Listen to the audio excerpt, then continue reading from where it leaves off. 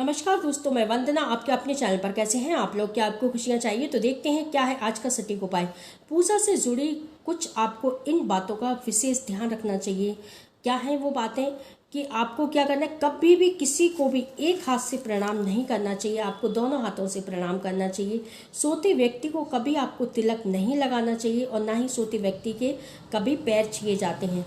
जब करते समय आपको गौमुखी का इस्तेमाल करना है, गौमुखी आपके पास होनी चाहिए जब करते समय। और जब करने के बाद आपको आसन के नीचे गंगा जल से मिला हुआ थोड़ा सा जल जरूर ज़मीन में डालना है, उसको अपने माथे से लगाना है और फिर उसके बाद ही आपको पूजा से उठना है। पूर्णिमा और अमावस्या पर आपको क्या करना है?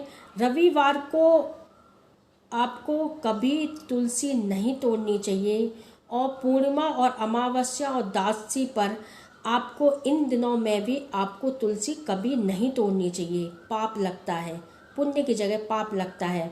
और कभी आपको दीपक से दीपक नहीं जलाना चाहिए। आप कहीं मंदिर जाते हैं और किसी के भी दीपक से आप दीपक जला लेते हैं।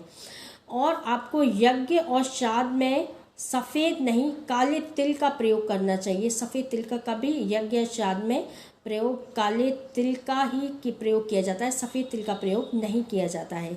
छोटी छोटी चीज़ें हैं दोस्तों जिनसे शनिवार के दिन आपको पीपल के पेड़ की परिक्रमा करते हुए उस पर जल डालना चाहिए और शनिवार के दिन आपको सरसों के तेल का दीपक भी जलाना चाहिए। और भोजन या प्रसाद को कभी भी लांघना नहीं चाहिए। अगर कोई भोजन कर रहा है या फिर कोई प्रसाद बन रहा है और आपको कभी उसे लांघना नहीं चाहिए, बहुत ज़्यादा पाप पड़ता है। और किसी भी देवी देवता की प्रतिमा या कोई मंदिर भी रास्ते में पड़ता है या देवी देवता की प्रतिमा आपको दिखाई देती है तो आपको प्रणाम ज़रूर करना चाहिए दोनों हाथों से।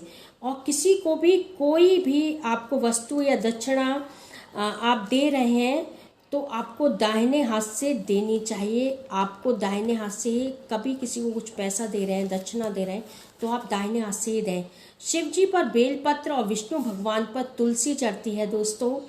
और गणेश जी पर आपको दूर्वा चढ़ानी है और लक्ष्मी जी को आपको कमल का फूल चढ़ाना है। पान की डंडी का आगे का भाग हटाकर आपको चढ़ाना चाहिए। पान का पत्ता आप चढ़ाते हैं तो उसकी जो डंडी होती है उसे थोड़ा सा तोड़ देना चाहिए, उसके बाद ही आपको पान का पत्ता चढ़ाना है।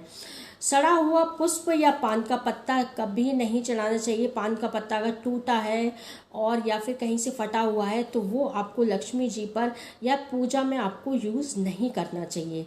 इससे भी हमारे दोष बढ़ते हैं और पाप बढ़ता है, इसीलिए आपको इस तरह।